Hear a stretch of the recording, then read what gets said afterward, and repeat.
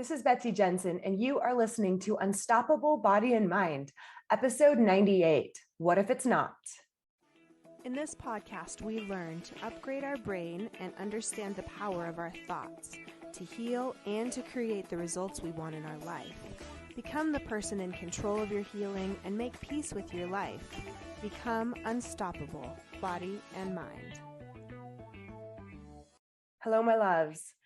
We're going to talk about questioning everything today. But first, I wanted to introduce that I'm going to do a mind movie workshop next month, which is July 2022, if you're listening to this when the podcast comes out. So actually starting next week, that is already July, and I'm going to take you through 4 weeks of a workshop style format, making a mind movie. If you've read Joe Dispenza's Becoming Supernatural, he talks about mind movies, which are basically like vision boards, but with video and audio. So you'll pick a song that you really like, you'll get all of the pictures. We'll actually have time during the workshop to put it all together and work on it together so that by the end of 4 weeks, you have your own mind movie that you can watch for creating the results that you want in your life with ease. It's going to be just $19. So it's going to be a really fun opportunity to create something that will serve you in the future. So today, the question, what if it's not? It's a question not only if you have chronic pain and you're wondering if your pain is neuroplastic or not, but just in general.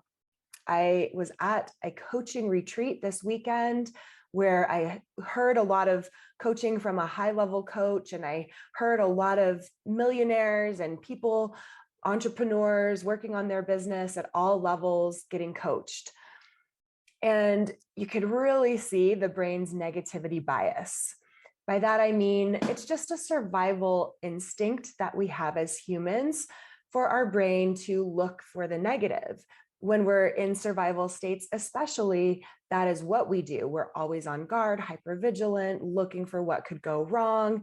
We kind of pride ourselves in it sometimes. We're thinking about all the possible things that could go wrong and kind of feels secure, kind of feels like you're preparing somehow or that you're doing something. But it's all a facade. It really is. I mean, it does help, right, for survival mode. But if you're listening to this podcast, you probably want to get out of survival mode, out of the primitive brain's way of thinking, out of the subconscious and automatic thinking of the brain, and use your prefrontal cortex on purpose. Decide things with the rational part of your brain. We are also able to train our brains to see things differently. And that has been shown with gratitude journals. When people just write down 3 things per day that they're grateful for, then they start to see their whole world in a different context of gratitude. And that results in feeling better overall and happiness. So it's worth questioning everything. It's worth doing this work. And it doesn't have to be hard work. It's just this thought work. It's just opening your mind and expanding your thoughts. Sometimes it can be as simple as the direct opposite of the thing that you're worried about. So most of us, when we are trying to accomplish something new or evolve or put ourselves out there and be vulnerable, say that we're applying for a job or we're trying to grow our business, reaching out to people, and we worry that it won't go well. But what if it does go well? What if it's not going to be hard? What if it's not going to cost you all of your effort? What if you're not going to potentially lose everything? So many people got coached about expanding themselves and potentially losing everything.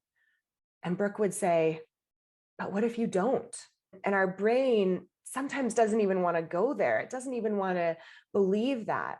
But my gosh, you guys, believing that is so important if you want to achieve it in the easiest possible way. It starts with this thought work and belief work, and then you can align things more energetically instead of pushing yourself and beating yourself up along the way. So what we want to do is just question everything.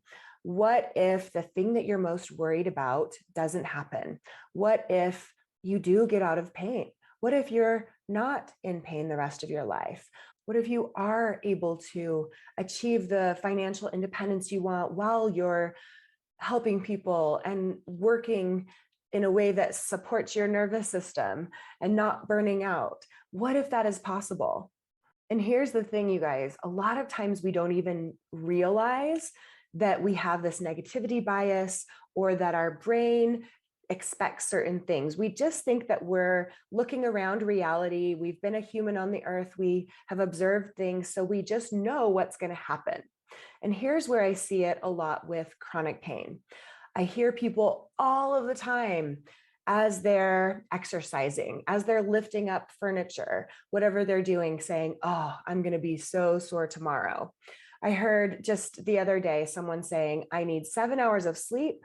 If I get 5 hours of sleep, I know I'm going to be pretty groggy. If I get 3 hours, I won't even know my name. I mean, he had it exactly where he knew how he would function, how he would feel, and even his mental capacity based on how many hours of sleep he would get. I hear it with people who see pollen in the air and they say, my allergies are going to be so bad tonight. They're eating a food and they say, oh, I'm going to really regret this later. Oh, sugar really is, I'm going to be so sore tomorrow. I'm drinking this drink. I'm going to wake up and feel this certain way. It sounds logical, right? We all speak like this, but just start to question everything. Maybe it's not going to be that way. What if it's not? What you start to see as you become the observer is that your stress level, your nervous system state, if it's regulated or not, actually has more to do with how your body feels than the food you eat or the activities you do or the strength you have or don't have. But it's contrary to what you have believed for so long. So just realize that part of your brain, the reticular activating system, is actually designed to specifically look for and find the things from reality that you believe, bring them to your attention. That's what you see. And to actually disregard those things that don't fit your pattern. So say that one time you did get 4 hours of sleep, but for some reason you were really excited and you were able to function, but your brain quickly forgets that if it even notices that at all. It doesn't fit the pattern. So it's like, it's not even real to it. You know, your brain can only take in so much information at once. And it would be overwhelming if you heard all of the conversations of all the people in the room. You have to specify to what is important to you. And that's what the reticular activating system is constantly helping you do. But unfortunately, that keeps you living in these blinders because you are going through life basically proving what you already think is true. An example that happened to me just this weekend was I overheard some coaches talking about how horrible the pillows were and how they slept poorly the first night. And one of them said, yes, I just know I'm going to get a horrible night's sleep tonight. And she was complaining about it. And so me, being the loving, kind person that I am, trying to say this in the kindest possible way, I did want to challenge her thoughts. And fortunately, coaches are pretty receptive to this kind of thing. So I said, hey, you know, in my work, I see this a lot where we actually predict things. And I gave her the example of Pavlov's dogs, that we create changes in our bodies just by this conditioning and things that we believe. So I said, it's possible that you having that belief will actually cause that to become a reality. But what if it's possible that it doesn't go that way? And she was awesome. She was so receptive. Fortunately, she didn't think I was a jerk by saying that. And we talked just a few minutes more. And I said, just see what you think. It's possible. And she said, no, I will have a good night's sleep. So she was actually, pretty determined. But you don't even have to get to that level of certainty. Even just saying it's possible that it won't go that way, you'll be surprised what happens. I promise. Especially if you have a playful, fun attitude about it and not a lot of force and scarcity. So I met her the next day, and guess what? She had a great night's sleep. She was so happy. So you guys, no matter anything that's happened up to this point, how many times it's happened, there's a possibility that it could go differently. It's possible. Within all the realms of possibility, it could be. Now, if you have a lot of resistance, say, I remember someone that I was coaching that was very, very sure that when she would eat croissants, she would get reflux. And she said, don't argue with me on this. I know every time I eat a croissant, I get reflux. So, if someone is that determined and at that stage of the game, I mean, it is hard to know. I would assume there's a lot of that Pavlovian response going on, but she could also be eating croissants at a time of stress, and the emotion of stress, does create digestional problems. And so maybe it's a comfort food that she eats, during certain emotional times, and the reflux is because of the emotion, not the croissant. But my whole point is, I'll never know that. She'll never know that for sure. And it's not worth arguing about. So you may notice that it's very easy to challenge your thoughts in some areas. For that coach, it was very easy to challenge her thought that she would get a horrible night's sleep. She loved that idea. It felt good to her to challenge that thought. For me, I have this thing about broccoli. You might have heard me talk about it on other podcasts, but of all of the foods I'm able to eat now, everything that I want, and I don't fear any kind of reaction with my body other than broccoli. And it's because I had a very severe time that, I was very, very sick, and I tied it to some raw broccoli salad that I ate. And I've really just never been able to eat raw broccoli again, only cooked. And the thought of me forcing myself to eat some raw broccoli with, the thought, oh, maybe it won't happen, like that just feels stupid to me. It feels like a lot of pressure. It doesn't feel fun. It doesn't feel playful. So just notice that you may as humans, we tend to want to go to the biggest thing. Okay, this is the biggest problem that I have. I want to solve this. What if this is not? But you have so much going on around that. If it's 10 years of back pain with sitting or something like that, just you'll know by how it feels in your body if it's something that feels like a lot of resistance to challenge, or it feels kind of fun and playful to challenge.